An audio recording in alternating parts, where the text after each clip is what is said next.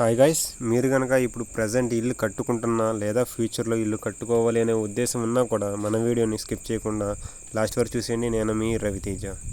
Hi friends, welcome back to our channel Raviteja building construction. Friends, ఈరోజు మన వీడియోలో చూస్తున్నారు కదా, ఇక్కడ బిల్డ్ అయితే చేసాము.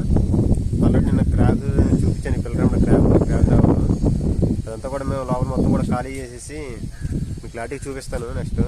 ఇంకా ఈ వీడియోలో ఈ విధంగా క్రాక్స్ రాకుండా ఉండడానికి ఏం చేయాలి, అంటే బిల్డర్గా మనం ఏం చేయాలి అండ్ ఎటువంటి జాగ్రత్త తీసుకుంటే ఎటువంటి క్రాకులు రాకుండా ఉంటాయి ఫ్యూచర్లో అనేది ఈ వీడియోలో అయితే పూర్తిగా ఎక్స్ప్లెయిన్ చేస్తాను. ఇంట్రెస్ట్ ఉన్న ఈ వీడియో కంప్లీట్ వరకు చూడండి. Let's watch it. ఫ్రెండ్స్, మీరు కనుక ఇల్లు కట్టుకునేటప్పుడైనా పారి కూడా కట్టుకునేటప్పుడైనా కూడా ఈ రెండు విషయాల్లో కాంప్రమైజ్ అయితే కనుక ఈ వీడియోలో కనిపిస్తున్న విధంగా అక్కడక్కడ జాయింట్లు వేసుకోవడం, ఇదంటే కన్స్ట్రక్షన్లో ఉంది కాబట్టి మనం జాయింట్ అనేది వేయగలిగాం, కానీ కట్టిన తర్వాత జాయింట్ వేయలేం కదా. ఈ విధంగా క్రాక్స్ రావడం, మళ్ళీ వాటిని పగలగొట్టి రాయాల్సి ఉంటుంది. మళ్ళీ పగలగొట్టి రాసినా కూడా అవి మళ్ళీ కొన్నాళ్ళకి రీప్లేస్ అవ్వడం, అంటే 1 to 2 yearsలో మళ్ళీ పగలటం, మళ్ళీ రాయడం అనేది జరుగుతూ ఉంటుంది. అసలు ఈ క్రాక్స్ రాకుండా ఉండడానికి మన కన్స్ట్రక్షన్లోనే ఏ విధమైన జాగ్రత్తలు తీసుకోవాలి, మెటీరియల్ విషయంలో ఏ విధమైన జాగ్రత్త తీసుకోవాలి, కన్స్ట్రక్షన్ చేసే విధంగా ఏ విధమైన జాగ్రత్తలు తీసుకోవాలి అనేది ఈ వీడియోలో చూద్దాం.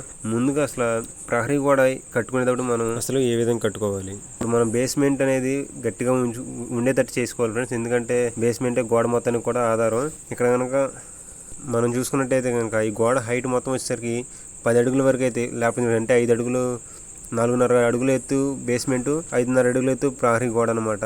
మొత్తం టోటల్గా 10 అడుగులు అనేది గోడ హైట్ అనేది వచ్చింది. మన కింద ఈ 10 అడుగుల హైట్లో కూడా కిందన అనేది బీమ్ వేశారు, మళ్ళీ మయ్యాన్ని కూడా ఇంకెక్కడ కూడా బీమ్ అనేది వేయాల.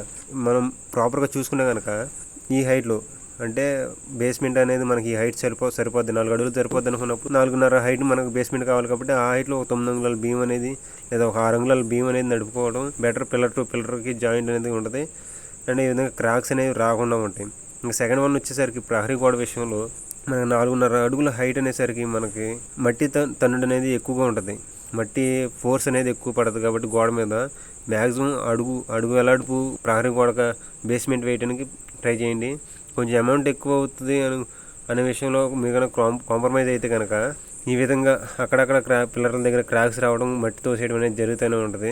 ఎందుకంటే మన కాంపౌండ్ వాళ్ళు లోపలేసే మట్టి ప్రెజర్ మొత్తం గోడ మీద పడుతుంది కాబట్టి మనం అడుగు కట్టుడు అనేది వేసుకోవాలి. ఈ అడుగు కట్టుడైనా కూడా మనం ఈ విధంగా బేస్మెంట్ అనేది ఒక 4.5 అడుగులు అంటే 3 అడుగుల నుంచి పైన 4 అడుగులు 5 అడుగులు 6 అడుగులు అలా హైట్ లేపుకునే లెక్క అయితే కన్ఫామ్గా మీరు అడుగు కట్టు అనేది కట్టుకోవాల్సి ఉంటుంది, లేదంటే ఈ విధంగా పగుళ్ళు క్రాక్స్ రావడం జరిగింది.